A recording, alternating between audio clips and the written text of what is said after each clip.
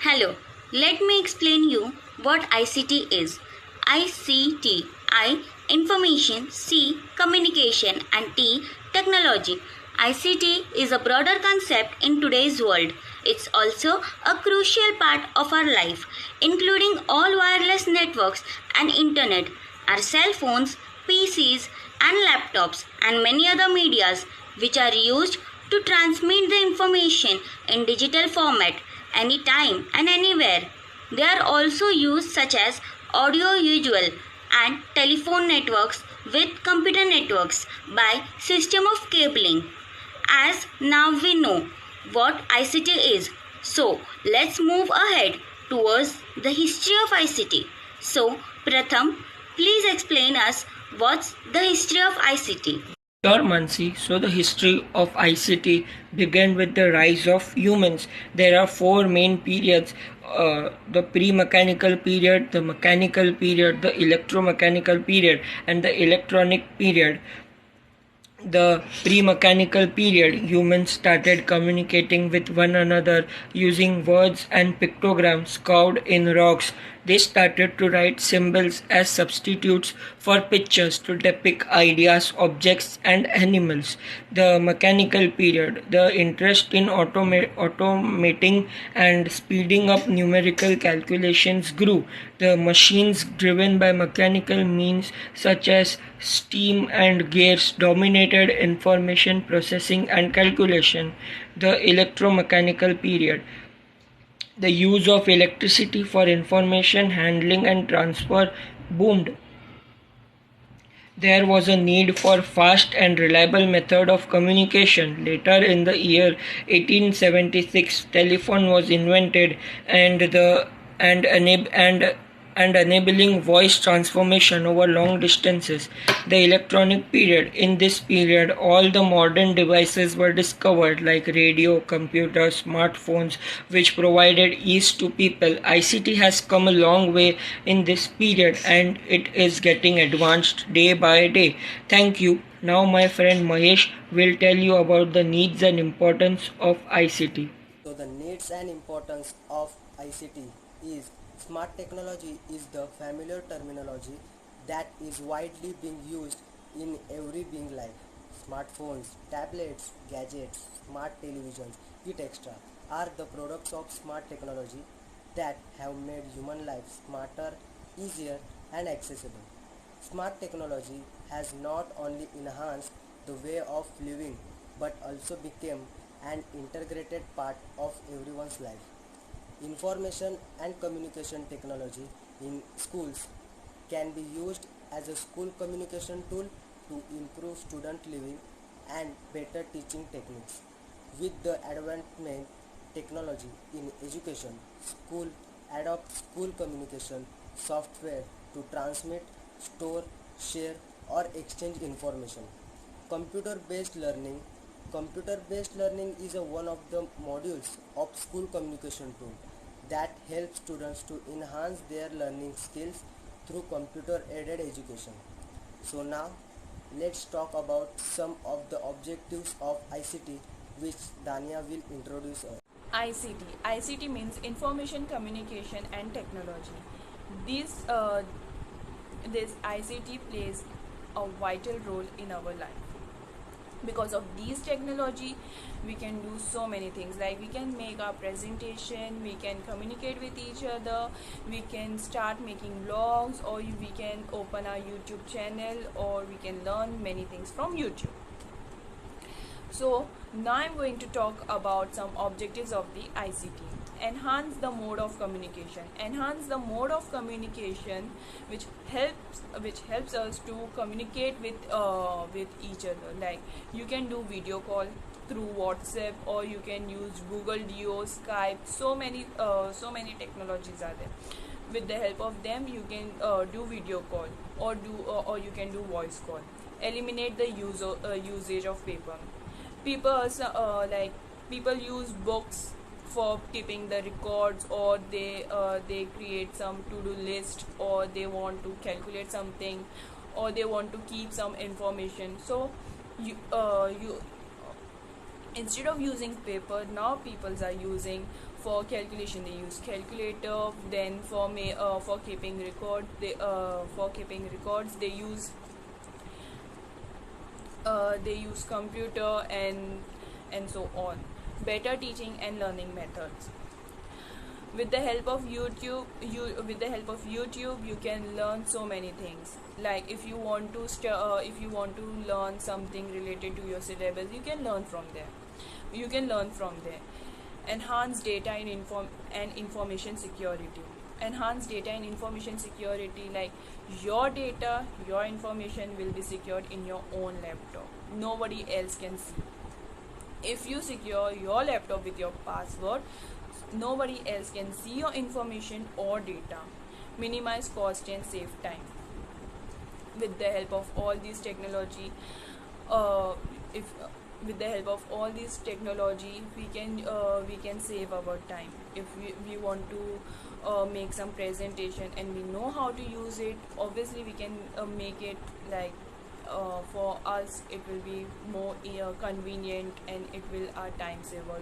We can use presentation using all these technologies, or we can do our things on time. Easy student management. Students also can use these technologies for their studies, for their curricular activities, or some other things. So now let us take a look on the purpose of ICT. Vidhi will tell us about the purpose. Let me tell you the purposes of ICT. ICT is useful in every field. ICT in education makes teaching easy. ICT in agriculture has increased its scope because of e-learning and e-marketing. ICT plays an important role in medical, which can be seen through CT scan, MRI, ultrasound, etc. ICT has boosted the security through CCTVs,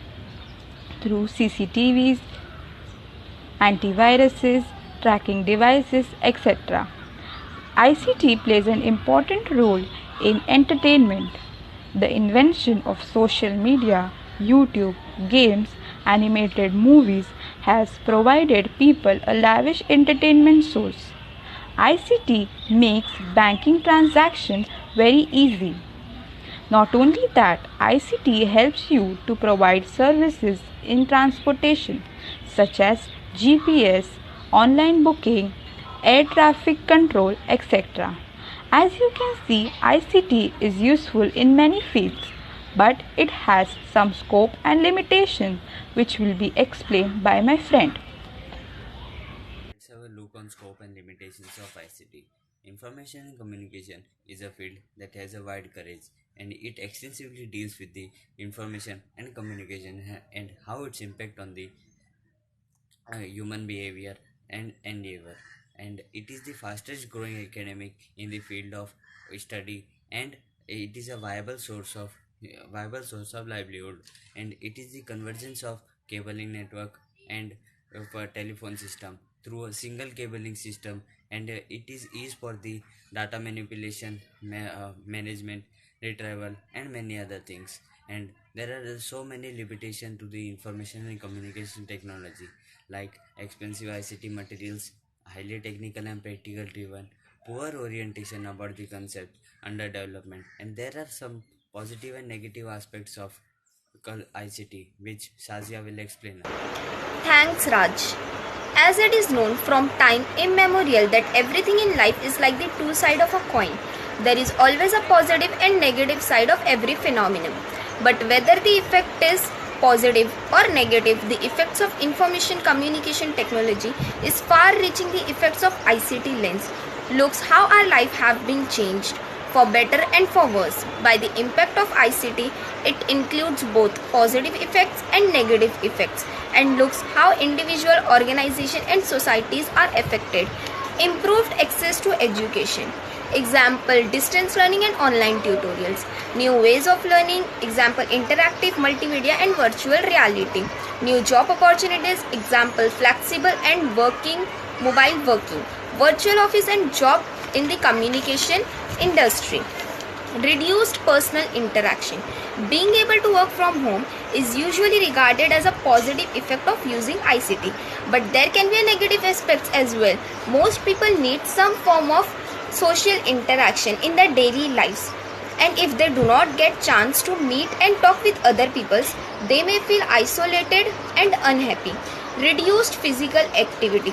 The negative effect of ICT is that users may adopt a more sedentary lifestyle. This can lead more health problems like heart disease and diabetes. Many countries have workplace regulations to prevent problems such as repetitive strain injury or eye strain, but lack of physical exercise is rarely addressed as a specific heart hazard. There are some tools in ICT for which we need Gunjan's help. So Gunjan, over to you. So there are 4 tools and types of ICT which I will explain you. Educational networking. Educational networking is allowing educators to learn things with traditional professional development has always occurred them, and to learn about Web 2.0, which is having such a profound impact on learning in the 21st century. Web-based learning. Web-based learning is often called online learning or e-learning because it includes online course content, discussion forum by email, video conferencing and live lectures are also possible through the web.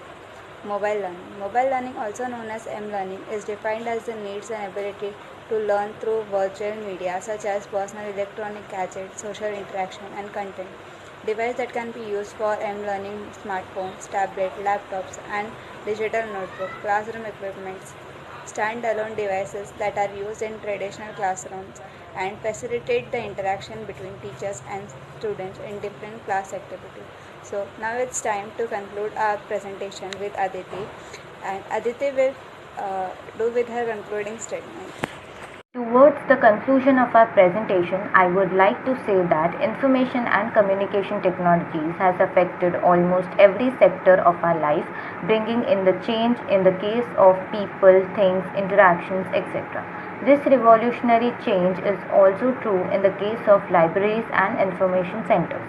Libraries and information centers can hardly function today without computer and information technologies.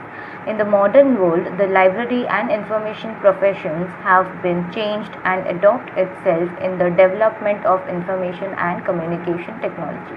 This technology have acquired the do or die prominence. A well-equipped library with the facilities of modern information infrastructure and technologies could satisfy the maximum demand of the present technology-conscious users.